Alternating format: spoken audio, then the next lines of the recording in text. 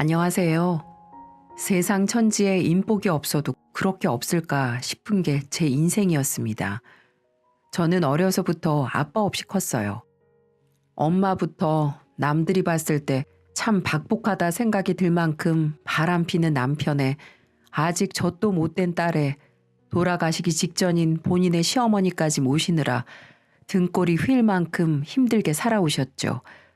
그러다가 아빠는 결국 바람으로 시작해 바람으로 끝을 맺어 집을 나가버리셨고, 다행인지 불행인지 그 시기에 엄마의 시어머니인 저의 친할머니도 돌아가셨습니다.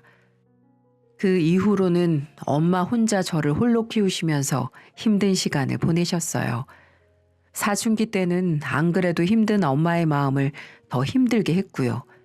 한창 친구들과의 사이가 예민할 당시 친구들 사이에서 바람 펴서 집 나간 아빠를 두었다며 입방아에 오르락 내리락 하는 것을 경험하면서 부모님에 대한 원망이 생겨나기 시작했어요. 게다가 친구들의 부모님처럼 회사에 다니면서 옷도 깔끔하고 예쁘게 입고 다니지 못하고 늘 남들 식당 일이나 도와주면서 음식 냄새가 풀풀 나는 엄마도 마음에 들지 않았거든요. 이 모든 것은 반항심으로 돌아와 중학교 내내 학교 밖과 집 밖을 맴돌며 사고나 치며 돌아다녔죠. 엄마는 본인의 삶도 힘들었기 때문에 저를 케어할 만한 힘이 하나도 없었어요. 그래서 저는 더 엇나갔던 것 같네요. 엄마마저 나를 잡아주지 않으니까요. 하지만 그러던 어느 날이었어요. 그때가 겨울이었는데 날이 너무 추워 밖에 나가서 놀지도 않고 집에 혼자 들어와 잠을 자고 있었어요. 한참을 낮잠을 자다가 눈을 떠보니 캄캄한 밤이 되어 있었고 온 집안에는 불이 꺼진 채로 있었습니다. 그리고 그 칠흑 같은 어둠 사이로 누군가의 울음소리가 들려오더군요. 정말 죽고 싶을 만큼 힘들다. 정말 너무너무 힘들어요, 엄마. 그 울음소리는 저의 엄마의 소리였고, 엄마는 제가 태어나기도 전 일찍 돌아가신 외할머니를 허공에서 찾으며 힘들다고 울고 계셨어요. 그때 저는 정신이 번쩍 차려졌습니다. 내가 힘든 것만큼 분명 우리 엄마도 힘든 시간들을 보내왔을 텐데 이런 생각에 너무너무 미안해지고 그동안 철없이 행동한 저의 모습들이 너무 후회스러워졌거든요. 그래서 그때 다시 정신 차리고 악착같이 공부해서 성공해 엄마에게 꼭 효도를 해드려야겠다는 다짐을 하게 되었어요. 덕분에 저는 고등학교 3년 내내 전교 등수에서 놀 수 있었고 대학도 서울권에서 꽤나 좋은 곳에서 나와 취업까지 순조롭게 마칠 수 있었습니다. 제가 취업에 성공하던 날 엄마가 얼마나 기뻐하셨는지 몰라요.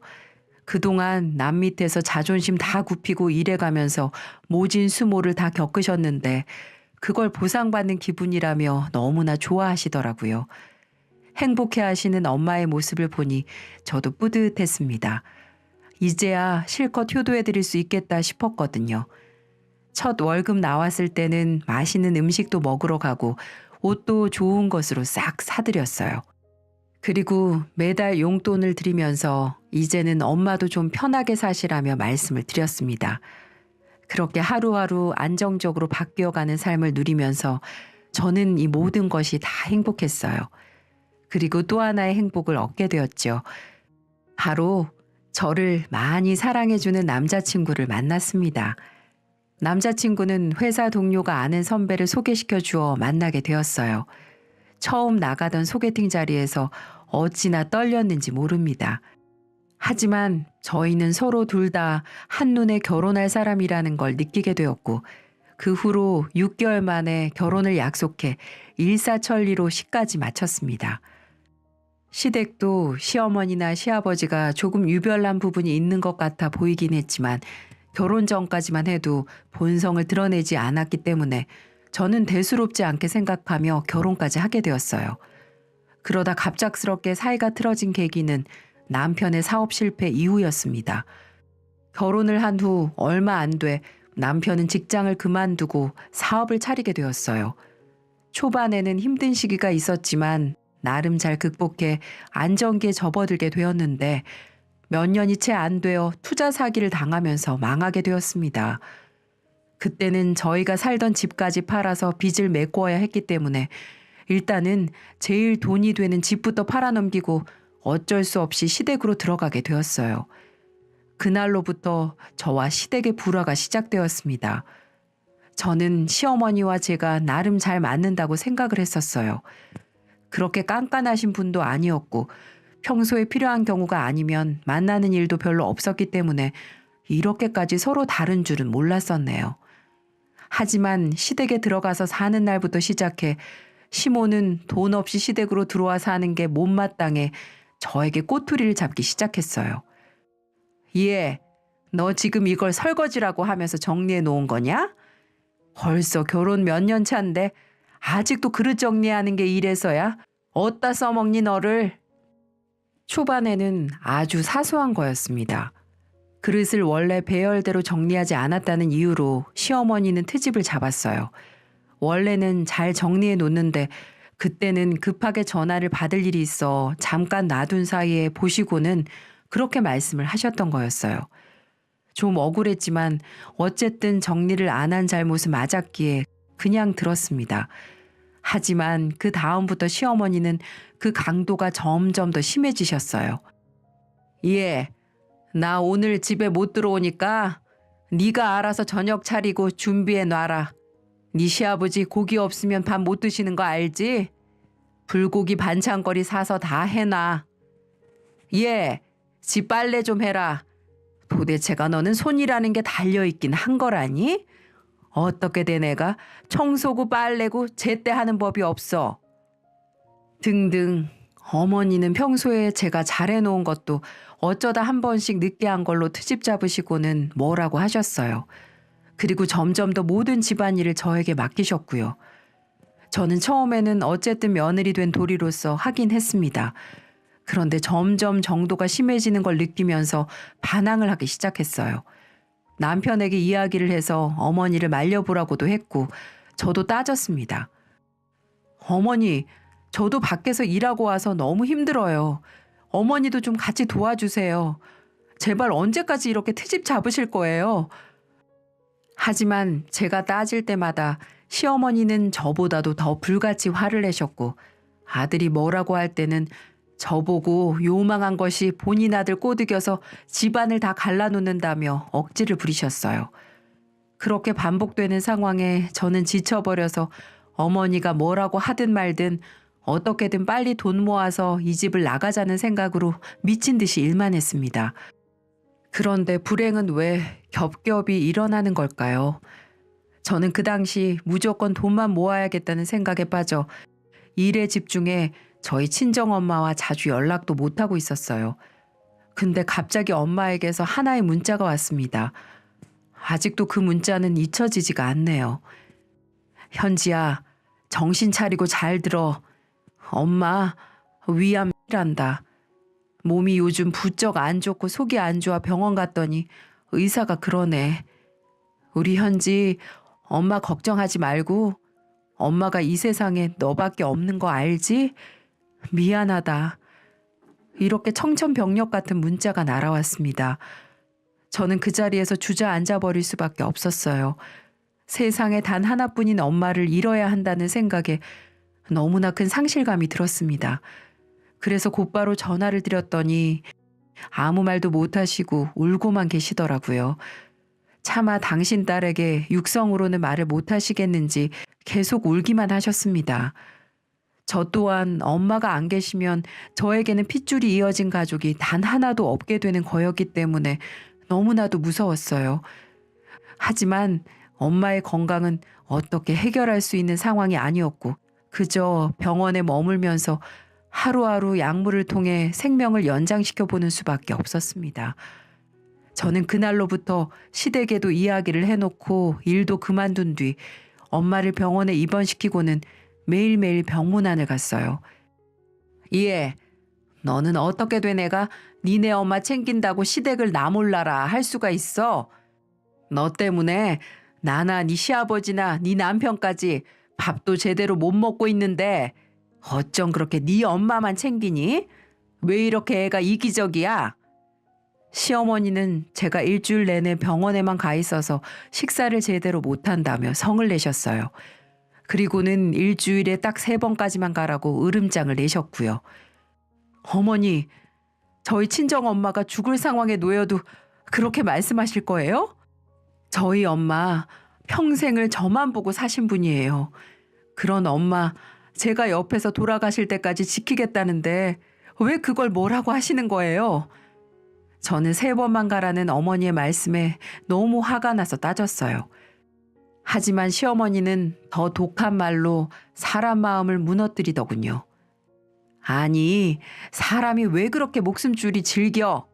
산 사람 생각해서 그만 가야지. 아주 그냥 죽을 사람 가는 날까지 기다렸다가는 산 사람들까지 죽겠다. 하나밖에 없는 며느리라는 건 지 엄마만 챙긴다고 시부모는 쳐다도 안 보니 원.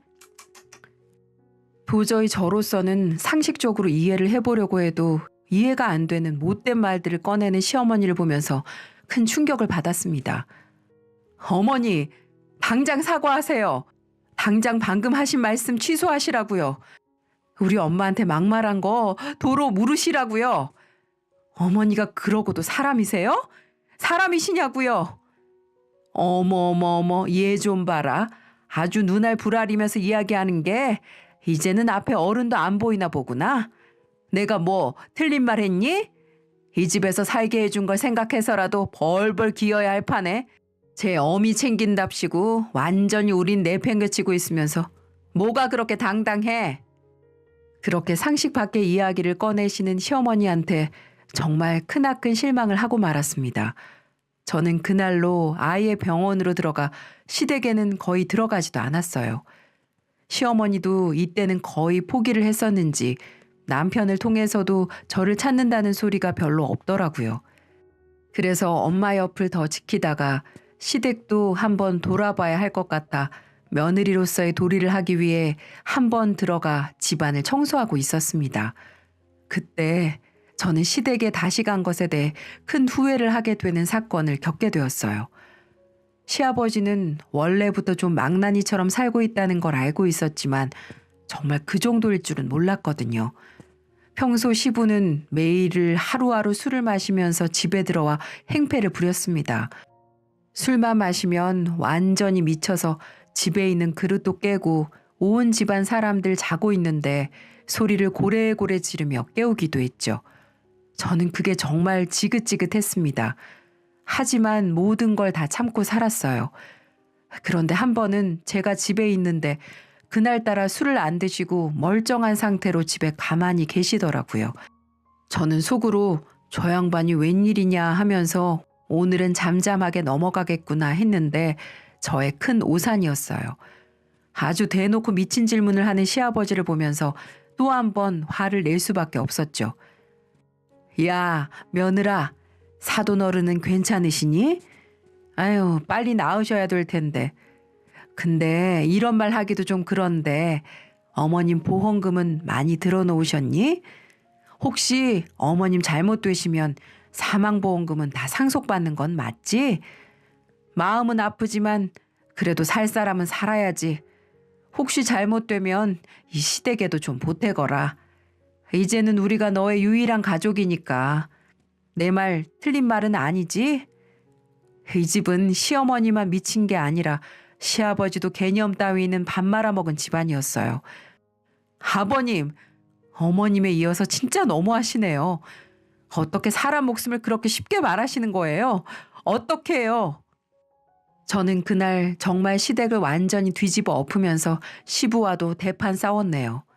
그 모습을 보면서 나중에 외출 갔다 들어온 시모와 일 끝나고 들어온 남편이 보면서 말릴 정도였죠. 하지만 시모는 그 모습을 보면서 오히려 시부 편을 들고 저보고 막대 먹은 것이라며 엄청 화를 내셨어요. 그 후로는 저는 시댁이라면 시옷도 듣고 싶지 않아 엄마 병원에서만 살았습니다. 시댁이 너무 끔찍했고 그럼에도 불구하고 집을 구해 나갈 수 없는 현실이 너무 힘들었어요. 그런 와중에 결국에 엄마는 돌아가셨습니다. 어찌저찌 장례식은 치렀지만 시댁 식구들은 마지막까지 쓰레기로 나오더군요. 슬픔에 잠겨있던 제게 전화를 해서는 조의금이라고 보낸다면서 제 통장으로 딱 5만 원을 보냈더라고요. 당신 며느리의 어머님이 돌아가셨는데 전화로 5만 원이요? 전 너무 열을 받아 다시 5만 원을 보내주고 이 집 며느리로 사는 건 그만해야겠다고 다짐을 했습니다. 아무리 어른이라지만 공경해야 되는 사람이 있고 무시해야 하는 사람들이 있잖아요. 이 시부모들은 더 이상 제게 어른들이 아니었습니다.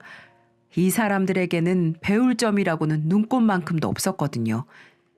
그러다 저에게도 드디어 그동안 그들에게 당했던 수모를 속 시원히 갚아줄 수 있는 기회가 생기게 되었어요. 어느 날 새벽 집에서 자고 있는데 어머니가 소리를 치면서 안방에서 뛰어나왔습니다. 아이고, 이게 무슨 일이래니? 아들, 네 아버지 쓰러져서 지금 병원에 있댄다. 이게 무슨 일이야 글쎄.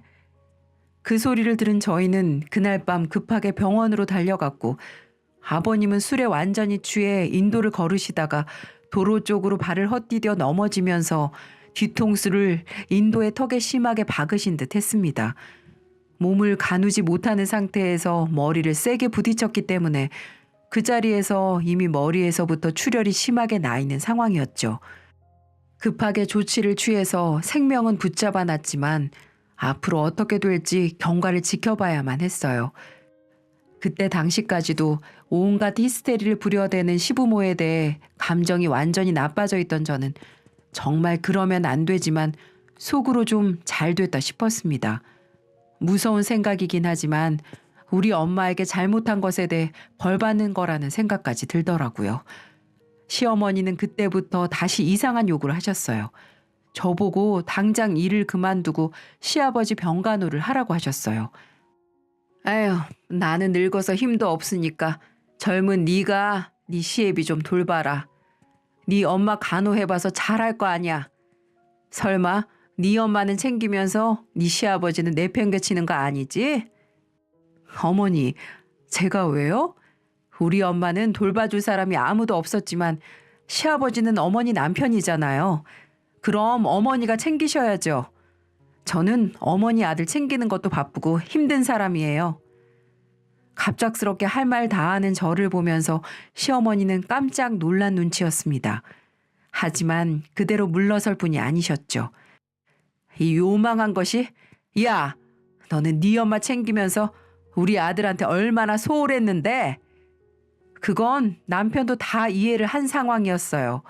그리고 어머니가 저한테 엄마만 챙긴다고 뭐라고 하시기 전까지는 저 병원 다니면서도 집안일 열심히 하면서 청소에 밥에 단 한 번도 소홀히 한 적이 없어요.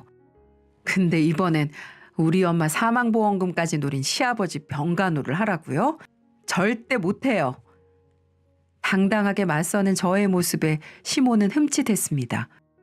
그리고 아들까지도 나서서 어머니를 말리는 통에 시어머니는 결국 본인이 시아버지를 돌볼 수밖에 없었어요. 근데 솔직히 시어머니는 시아버지를 정성껏 돌보지도 않았습니다. 병원에서도 보호자를 찾을 정도로 저희 시어머니는 시부 병원에 좀채 가질 않으셨거든요.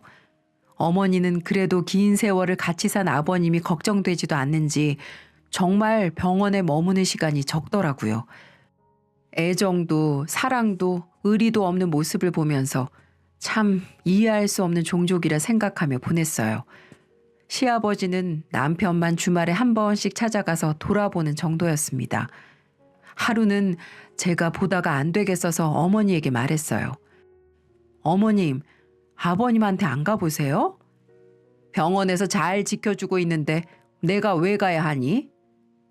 정말 황당하고도 어이없기 짝이 없는 소리를 하는 걸 보면서 저도 한마디 더 했습니다. 아우 참, 어머니도 참 어머니답네요.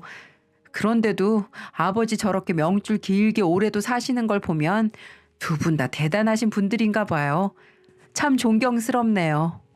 뭐야? 너 지금 나 비꼬는 거냐? 어? 저의 도발에 어머니는 노발대발하면서 마구 화를 내셨어요. 하지만 그냥 물러설 저도 아니었죠. 네, 어쩜 그렇게 인정들이 없으신 건지 제가 참 놀라워서요. 이제야 이해가 되네요. 우리 엄마 아플 때도 그렇게 모진 말로 사람 속 뒤집어 놓으시더니 어머니는 애초에 가족한테라고는 애정이 눈꼽만큼도 없으신 분이었네요. 아니 이게 이 고이한 것이 속이 다 시원했어요. 그 뒤로 저는 두 분을 신경 쓰지 않으면서 살았습니다. 갑자기 잔뜩 흥분된 목소리로 남편이 어머니를 부르며 다급하게 들어왔습니다. 엄마, 잠깐 나와 보세요. 얼른요. 아유 참, 왜? 큰아버지한테 아버지 병원비 명목으로 돈 빌리셨어요? 뭐? 아니 갑자기 그건 왜 묻냐? 돈 빌리셨냐고요? 묻는 말에 먼저 대답부터 해주세요. 그래, 빌렸어. 내가 좀 쓸 데가 있어서 빌렸다. 왜? 어디에 쓰셨는데요? 적은 돈도 아니고 보험도 아버지 다 들어놓으셨는데 그 돈을 어디다가 쓰시려고 빌리셨어요? 지금 집안 망신시키시는 거예요? 큰아버지한테 전화 왔어요. 병원 한번 가볼까 하는데 어디냐고요. 그러면서 제게 조심스럽게 병원비 명목으로 2천만 원 빌려가셨다고 말을 하는데 도대체 왜 빌리셨냐고요. 둘의 대화를 들어보니 어머니는 언제 돈을 빌리셨는지 아버님의 형님께 2천만 원이라는 돈을 빌리셨고 그 돈을 어디다 쓰셨는지 저희는 행방도 알 수가 없었습니다. 아, 필요한데 쓰려고 했어. 그게 그렇게 중요하니? 아니 언제 너한테까지 전화를 했다니? 하여튼 간에 도움이 안 된다니까 니네 큰아빠는. 지금 그게 할 소리예요? 아버지 병원비로 속여서 돈을 왜 빌리셨냐고요? 네 아빠는 계속 저러고 있지. 너네도 언제 제기할지 모르는데 어떻게 가만히 있니? 그래서 나도 뭐 좀 해보려고 그랬어. 아이 짜증나. 내일 당장 주면 될 거 아니야. 어머니 제발 정신 좀 차리세요. 나중에 들어보니 어머니는 그 돈으로 다단계를 하시려고 했다고 합니다. 어머님 친구분이 다단계를 하는데 어머니를 유혹했나 보더라고요. 남편이 만약에 어머님이 돈을 빌린 걸 빨리 알지 못했다면 그 큰 돈이 허공에 날아갈 뻔했던 거죠. 다행히도 큰아버님이 전화해 주신 탓에 그 돈을 무사히 다시 보내드릴 수 있었네요. 이걸 보면서 역시 시어머니는 시아버지가 옆에 계셔서 꽉 잡아야 된다는 생각이 들었습니다. 저희 시어머니는 평소에 성격이 불같은 아버님이 큰 소리로 호통을 쳐야 말을 잘 듣고 그나마 고분고분 조용히 지내셨거든요. 그리고 한편으로는 어머님이 이해가 가는 부분도 있었고요. 평소 아버님이 건강하셨을 때는 아무 이유 없이 아버님이 어머님을 많이 무시하곤 하셨거든요. 이 여편네야 밥 차려. 아유 이 여편네야 어딜 그렇게 싸돌아다녀?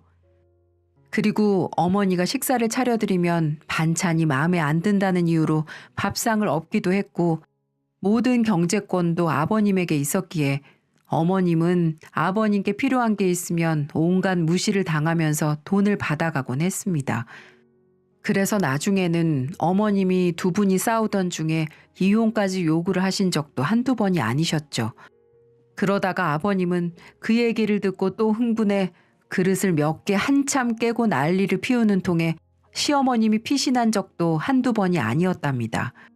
그렇기 때문에 어머님은 평소에 아버님께 쌓인 게 많아서인지 병문안도 잘 안 가셨을 거예요.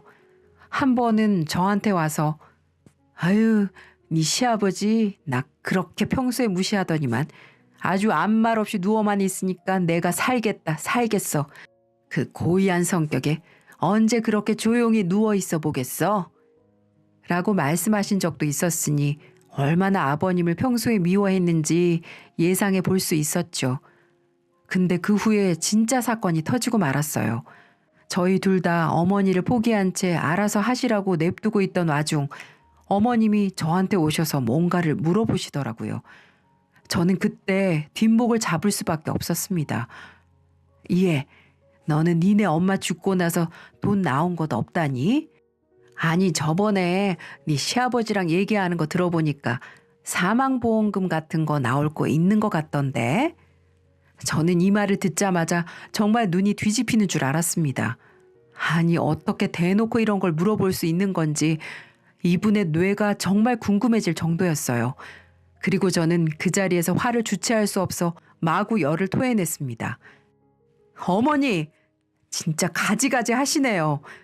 어떻게 그걸 또 물어보실 수가 있으세요? 없어요. 죽었다 깨어나도 없다고요. 이게 진짜 없으면 없는 거지 뭘 또 그렇게까지 화를 내고 그래. 에휴, 니네 엄마는 어떻게 죽어서도 너한테 도움 하나 안 된다니? 살아생전에 그렇게 고생을 시켰으면 끝에라도 좀 뭐라도 해야 할 것 아냐. 너무나 어이없는 소리에 저는 경악을 하고 말았습니다. 하지만 어머니는 거기에서 그치지 않더군요. 이번에 니네 시아버지 사망보험금이나 기다려야겠다. 어휴, 그 인간 뒤지면 나도 이제 떵떵거리며 살아야지. 이런 막말을 하시는 겁니다. 철저하게 자기중심적으로 생각하는 시어머니를 보면서 저는 더 이상 상종하고 싶지도 않았어요. 그래서 그 길로 퇴근 후 집으로 돌아온 남편에게 저는 이야기를 했어요. 여보, 나 더 이상은 어머니랑 못 살겠어.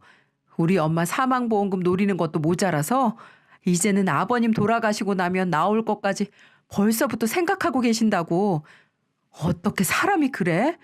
나는 더 이상은 어머니랑은 같이 못 있겠으니까 당신이 선택해. 나랑 있을 건지 어머니랑 계속 같이 살 건지. 저의 이야기를 들은 남편도 흥분을 감추지 못하더니 그 자리에서 어머니 방으로 찾아가 이 집을 나가겠다고 엄포를 놓아버렸습니다. 어머니, 해도 너무하시네요. 쪽팔린 줄 아세요. 그깟 돈이 사람 목숨보다 소중해요? 왜 남의 목숨값을 어머니가 그토록 바라시는 건데요? 전 어머니가 이렇게 막 나가실 줄은 몰랐습니다. 저도 지친다고요. 언제까지 어머니 이해해줘야 되고 아들이란 이유로 떠받들어줘야 되냐고요. 이제는 저도 도저히 못 참겠습니다. 어머님 그 성격 이제는 도저히 못 맞춰드릴 것 같으니 저희 집 나가겠습니다. 그렇게 알고 계세요. 무슨 큰일 아니면 찾지도 마시고요. 라고 말하며 폭탄 선언을 해버렸어요. 그러자 시어머니는 그날은 니들 알아서 해라. 내가 뭐 눈 하나 깜짝할 것 같니? 돈도 없는 것들이 집 구할 때는 있고? 이렇게 깎아내리시더니 며칠 뒤 정말로 저희가 짐 싸서 나가려고 하니 남편에게 본인이 말이 심했던 것 같다며 나가지 말라고 애원을 하시더라고요. 참, 그 모습이 무슨 쥐새끼가 손바닥을 빌어가며 제발 가지 말라고 싹싹 비는 것 같이 보였습니다. 시어머니는 남편의 말이 그냥 해본 말이라고 생각을 하셨나 봐요. 돈도 없고 능력 없는 우리가 갈 곳이 없을 거라고 생각을 하셨겠죠. 그렇게 우리는 당차게 집을 나와버렸어요. 사실 저희 엄마가 남겨준 사망보험금이 있긴 했습니다. 저는 그 돈을 죽어도 쓰고 싶지 않았지만 남편과 상의를 해서 작은 집을 구해서 살기로 했습니다. 둘이 작은 집에서 사니까 불편한 점은 있지만 오히려 마음은 시댁에서 사는 것보다 훨씬 편한 것 같아요.